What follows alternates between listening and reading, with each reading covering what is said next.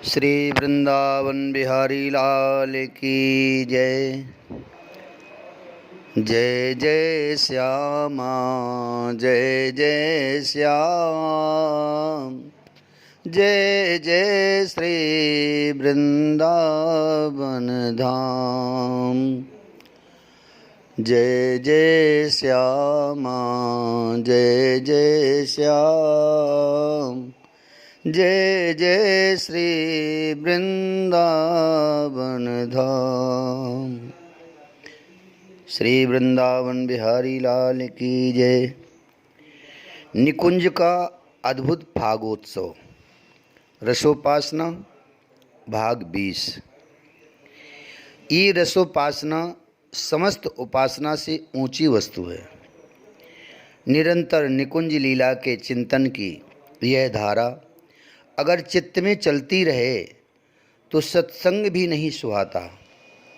समाज सुधार की बातें तो छोड़ ही दो, आध्यात्म भी नीरस वस्तु लगने लगती है। अजीब विचार करो, जिसका मन उस प्रेम राज्य में चला गया जहाँ रस ही रस है, जहाँ सब कुछ प्रेम में है, उसे योग ज्ञान आत्मा परमात्मा जैसी बातें नीरस ही तो लगेंगी। उड़त गुलाल लाल भयो अंबर। निकुंज के होरी महोत्सव में इतना गुलाल उड़ा कि बादल लाल नहीं हुए। बादलों का लाल होना कोई बड़ी बात नहीं है, पर रसिकजन कहते हैं आकाश ही लाल हो गया।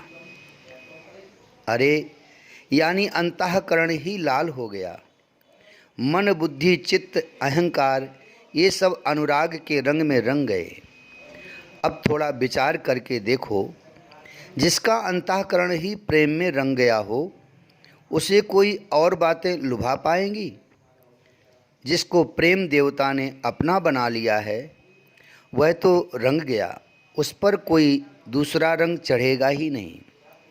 और अगर दूसरा रंग चढ़ रहा है तो समझो प्रेम का रंग नहीं था, मोह का रंग चढ़ा था, जो बहुत कच्चा होता है। उफ, फाग के रंग में तो सुधि हूँ कि जहाँ सुधि बिसरी। बुद्धि के देवता ब्रह्मा की बुद्धि भी चकरा गई। फिर साधारण की बात ही क्या है। चलिए जल्दी निकुंज में, वहाँ अद्भुत रंग बरस रहा है। फाग खेलने के लिए युगल ने आज्ञा दे दी। बस ये जानती ही सब सखियाँ हो होरी, हो होरी कहती हुई अबीर गुलाल लेकर युगल को सखियों ने घेर लिया था। निकुंज झूम उठा। लताएं आनंदित हो उठी थीं। पीले पीले फूलों को लताओं ने गिराना शुरू कर दिया था। थोड़ी शीतल हवा भी चलने लगी थी। डफ बजाना सखियों के दल ने प्रारंभ किया। नहीं नहीं, ऐसे आनंद नहीं आएगा। श्री जी ने सखियों को रोका।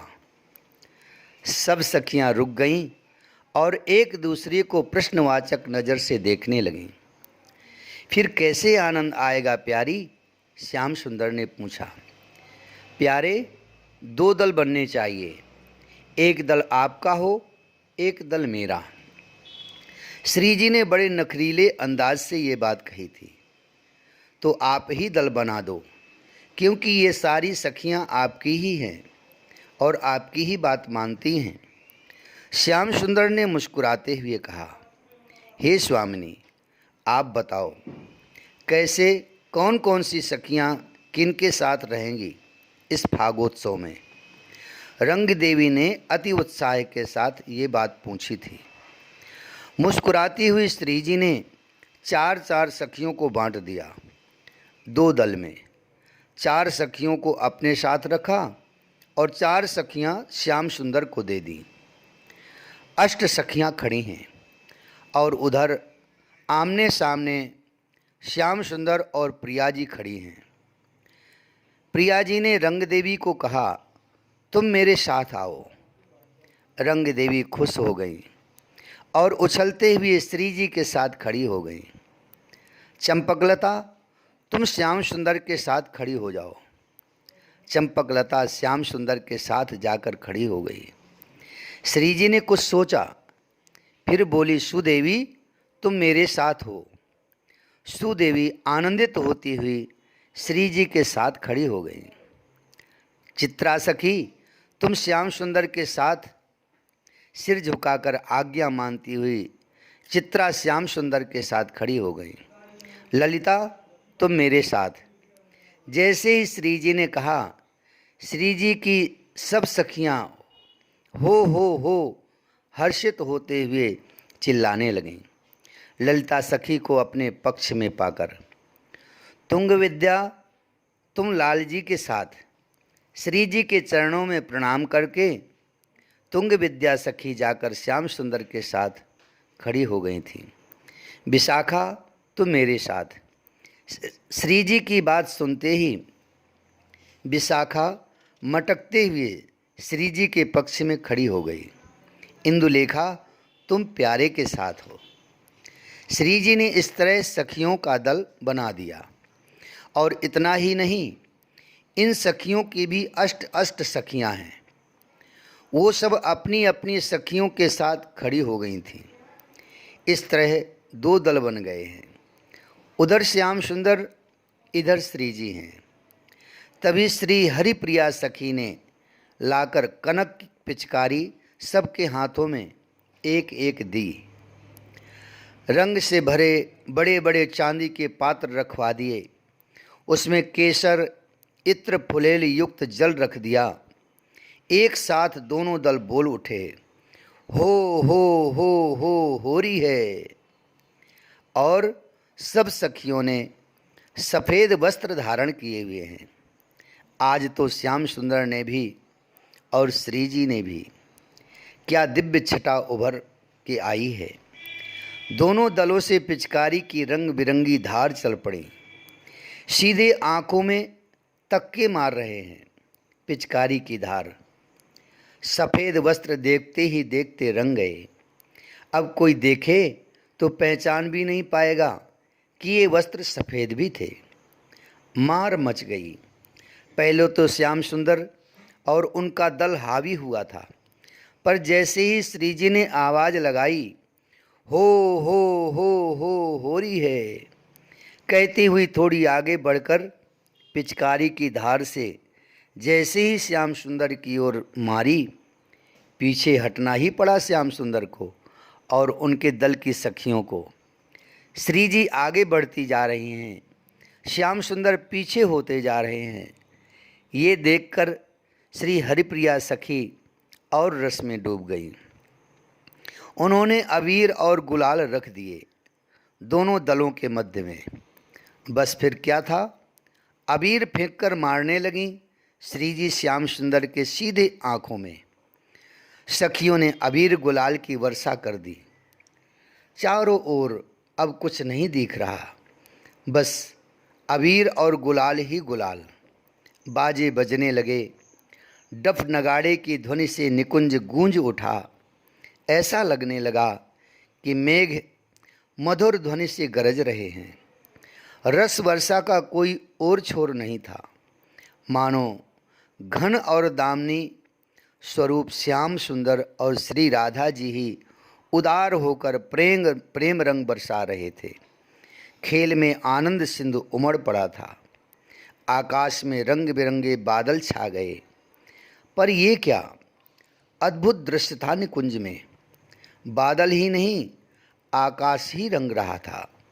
रंग में सर्वत्र रंग और रस की मानो बाढ़ ही आ गई थी।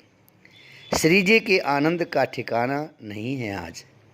वो आनंद के अतिरेक में हो रही है कहते हुए हाथों में अबीर लेकर श्याम सुंदर के आँखों में मारती जा रही हैं और बड़ा उत्साह आ रहा है उन्हें। श्याम सुंदर अपना मुख बचाते हैं, पर प्रिया के गुलाल की मार से बच नहीं पाते। बचें भी कैसे, क्योंकि अपनी प्यारी को देखे बिना ये एक क्षण भी नहीं रह सकते। और जब प्यारी को देखते हैं तभी अवसर पाकर श्री जी अबीर उनके आँखों में मार देती हैं।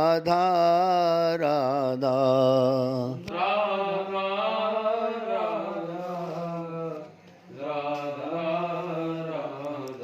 राधा राधा राधा राधा